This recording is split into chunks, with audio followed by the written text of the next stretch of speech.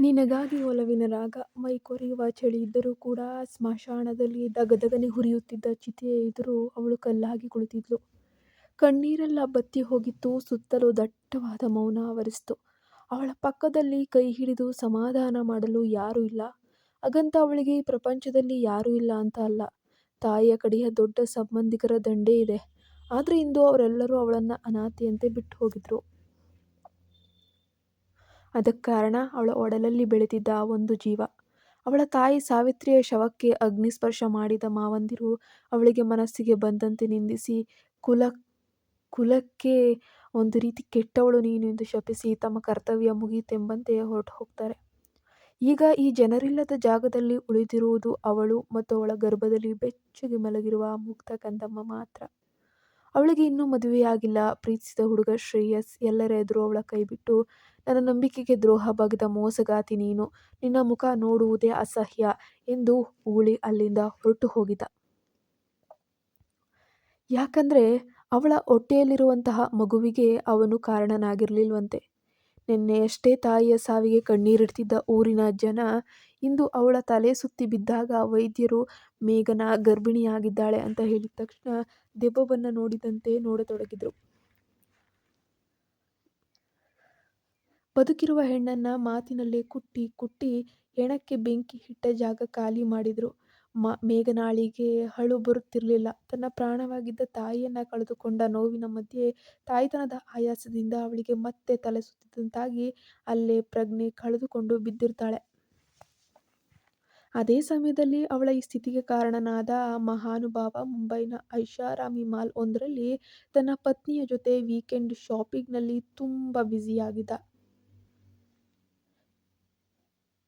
ಹೇ ಅಭಿರಾಮ್, ಯಾರಿಗೆ ಮಾರಾಯ ಇಷ್ಟೊಂದು ಶಾಪಿಂಗ್ ಮಾಡ್ತಾ ಇದೀಯಾ? ನಿನ್ನ ಪತ್ನಿ ತನುಜಾ ಜೊತೆಗೆ ಮತ್ಯಾರಿಗೂ ಡ್ರೆಸ್ ತಗೊಳ್ತಾ ಇರೋ ಹಾಗಿದೆಯಲ್ವಾ ಅಂತ ಕಾಲೆಳೆದ ಗೆಳೆಯ ವಿವೇಕ್. ಅಬ್ಬಬ್ಬಾ, ಅಭಿರಾಮ್ ನೋಡೋಕೆ ಬಹಳ ಹ್ಯಾಂಡ್ಸಮ್ ಮತ್ತು ಕೈ ತೊಳೆದು ಮುಟ್ಟಬೇಕಾದಂತಹ ಗಾಂಭೀರ್ಯ, ಆ ಸೌಂದರ್ಯ. ಅಭಿರಾಮ್ ನಗುತ್ತಾ, ಒಬ್ಬಳು ಹೆಂಡತಿಯನ್ನ ನಿಭಾಯಿಸೋದೇ ಸಾಗ್ಗಿರಾಕಿ. ಈ ಡ್ರೆಸ್ಸು ತನುಜಾಳಿಗಲ್ಲ, ನನ್ನ ಬಾಲ್ಯದ ಆಪ್ತ ಗೆಳತಿ ಮೇಘನಾಳಿಗೆ. ಅವಳಿಗೆ ತಿಳಿ ಬಣ್ಣದ ಬಟ್ಟೆಗಳೆಂದರೆ ಬಹಳ ಇಷ್ಟ ಅಂತ ಹೇಳ್ತಾನೆ. ವಿವೇಕ್ ಆಶ್ಚರ್ಯದಿಂದ, ಯಾರೋ ಆ ಸ್ಪೆಷಲ್ ಫ್ರೆಂಡು, ಹುಡುಗಿಯರಿಂದ ದೂರ ಇರ್ತಿದ್ದ ನೀನು ಅವಳ ಬಗ್ಗೆ ಇಷ್ಟೊಂದು ಪ್ರೀತಿಯಿಂದ ಹೇಳ್ತಾ ಇದೀಯಾ ಎಂದು ಕೇಳಿದಾಗ ಅಭಿರಾಮ್ ಹಳೆಯ ನೆನಪುಗಳಿಗೆ ಜಾರ್ತಾನೆ. ಅವಳ ತಾಯಿ ನಮ್ಮ ಆಸ್ಪತ್ರೆಯಲ್ಲಿ ಸೀನಿಯರ್ ನರ್ಸ್ ಆಗಿದ್ರು.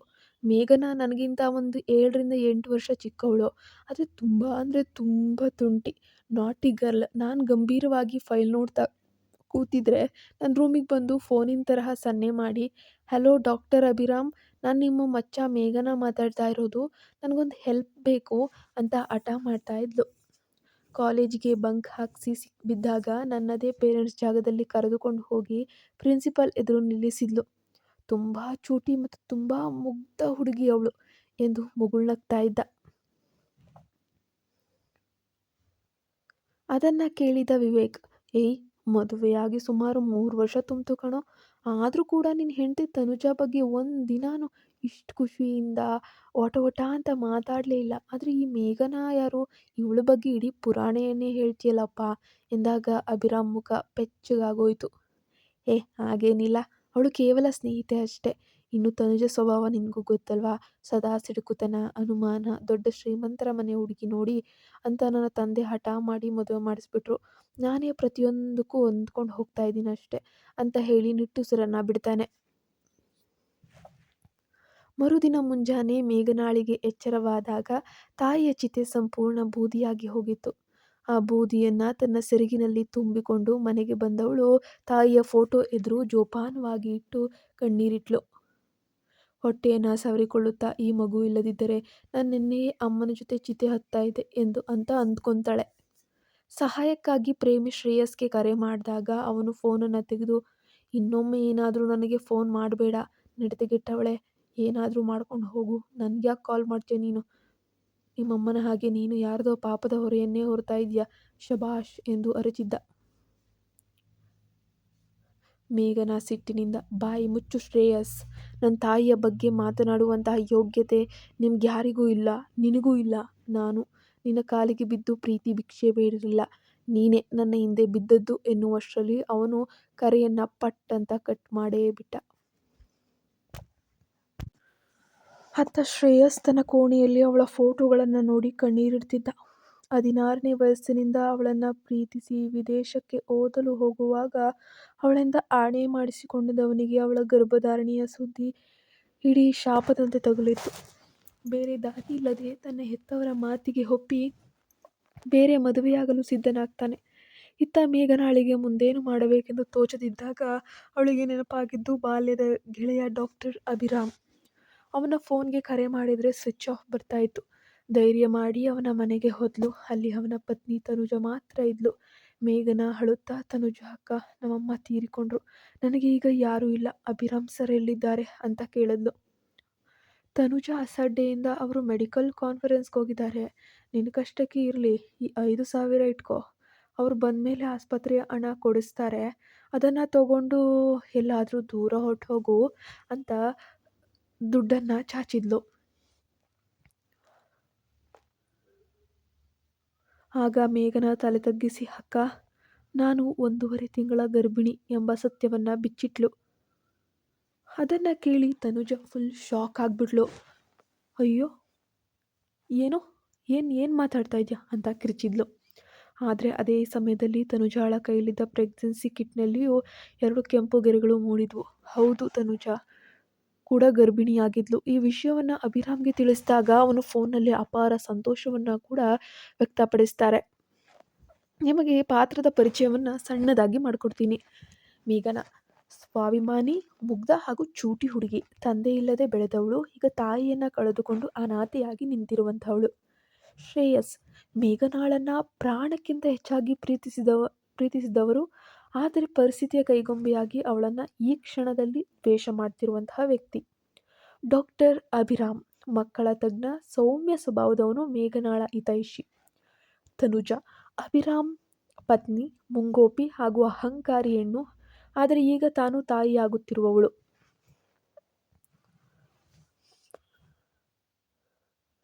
ಒಂದೆಡೆ ತಾಯಿಯಾಗುತ್ತಿರುವ ಮೇಘನಾಳ ಒಂಟಿ ಹೋರಾಟ, ಇನ್ನೊಂದೆಡೆ ತನ್ನದೇ ಆದ ಸಂಸಾರದಲ್ಲಿರುವ ಅಭಿರಾಮ್. ಮೇಘನಾಳ ಗರ್ಭಕ್ಕೆ ಕಾರಣನಾದ ಆ ರಹಸ್ಯ ವ್ಯಕ್ತಿ ಯಾರು? ಈ ವಿಧಿಯ ಆಟ ಎಲ್ಲಿಗೆ ಹೋಗಿ ನಿಲ್ತದೆ?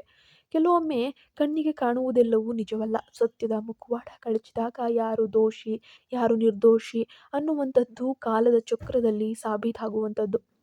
ಮೇಘನಾಳ ಪಾವಿತ್ರತೆ ಮತ್ತು ಅವಳ ಗರ್ಭದ ರಹಸ್ಯ ಬಯಲಾಗುವ ಸುಂದರ ಕ್ಷಣಗಳೊಂದಿಗೆ ಈ ಕಥೆ ಮುಂದುವರಿಯುತ್ತೆ. ಮೇಘನ ತಾನು ಗರ್ಭಿಣಿ ಎಂಬ ವಿಷಯವನ್ನು ಹೇಳಿದ ತಕ್ಷಣ ತನುಜಾ ಕೋಪದಿಂದ ಗದ್ದರಿಸಿದ್ಲು. ಛೀ, ಮನೆಯಿಂದ ಹೊರಡು ಮೊದಲು. ನಮ್ಮ ಯಜಮಾನರು ಸಜ್ಜನರು ಅಂತ ಇಲ್ಲಿಗೆ ಸಹಾಯ ಕೇಳೋಕೆ ಬಂದಿದೀಯಾ? ನನ್ನ ನಡತೆಗೆಟ್ಟತನಕ್ಕೆ ನನ್ನ ಗಂಡನ ಹೆಸರು ಬಳಸಬೇಡ. ನಾನು ಈಗ ತಾಯಿ ಆಗ್ತಿದ್ದೀನಿ. ನಿನ್ನಂಥವಳ ನೆರಳು ಕೂಡ ನನ್ನ ಮನೆ ಮೇಲೆ, ನನ್ನ ಮಗು ಮೇಲೆ ಬೀಳಬಾರ್ದು ಅಂತ ಅವಳನ್ನು ಮನೆಯಿಂದ ಹೊರಗಟ್ಟಿದ್ಲು.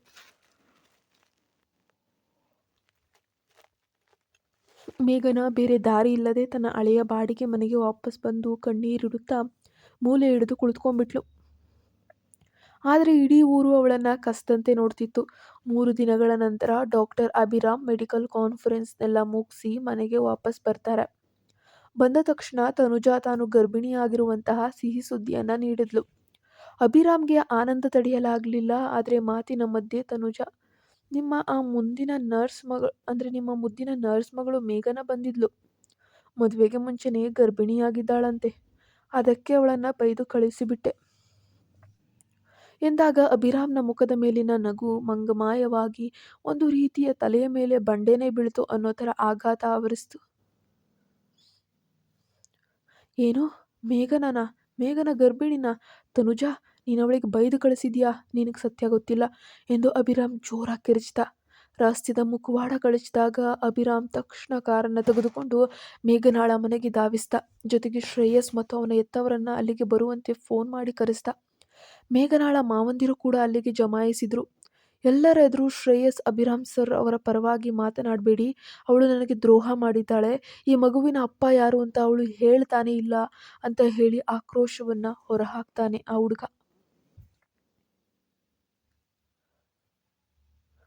ಆಗ ಅಭಿರಾಮ್ ಎಲ್ಲರ ಎದುರು ಒಂದು ಮೆಡಿಕಲ್ ಫೈಲನ್ನು ಎಸ್ದು ಗರ್ಜಿಸ್ತಾನೆ. ಮೂರ್ಖರೇ, ಮೊದಲು ಈ ರಿಪೋರ್ಟನ್ನು ನೋಡಿ. ಮೇಘನಾಳ ತಾಯಿ ಸಾವಿತ್ರಮ್ಮ ಅವರು ಸಾಯುವ ಮುನ್ನ ನಮ್ಮ ಆಸ್ಪತ್ರೆಯಲ್ಲಿ ಅಡ್ಮಿಟ್ ಕೂಡ ಆಗಿದ್ರು. ಅವರಿಗೆ ಕೊನೆಯ ಹಂತದ ಕ್ಯಾನ್ಸರ್ ಇತ್ತು. ತಾನು ಸತ್ತ ಮೇಲೆ ಮಗಳು ಅನಾಥೆಯಾಗಬಾರದು ಅಂತ ಅವರು ಯೋಚನೆ ಕೂಡ ಮಾಡಿದರು. ಮೇಘನಾಳಿಗೆ ಮಕ್ಕಳಾಗುವುದಿಲ್ಲ, ಅವಳ ಗರ್ಭಾಶಯದಲ್ಲಿ ಸಣ್ಣ ಸಮಸ್ಯೆ ಇದೆ ಎಂದು 4 ತಿಂಗಳ ಮುಂಚೆ ರಿಪೋರ್ಟ್ ಕೂಡ ಬಂದಿತ್ತು. ಎಲ್ಲರೂ ಆಶ್ಚರ್ಯದಿಂದ ಒಬ್ಬರನ್ನೊಬ್ಬರು ನೋಡ್ಕೊಂಡ್ರು. ಶ್ರೇಯಸ್ ತಡಬಡಾಯಿಸುತ್ತಾ, ಏನು ಹೇಳ್ತಾ ಇದ್ದೀರಾ? ಹಂಗಾದ್ರೆ ಈಗ ಅವಳ ಹೊಟ್ಟೆಯಲ್ಲಿ ಬೆಳೆತಿರೋ ಮಗು ಅದು ಮಗು ಅಲ್ವಾ ಅಂತ ಕೇಳ್ತಾನೆ.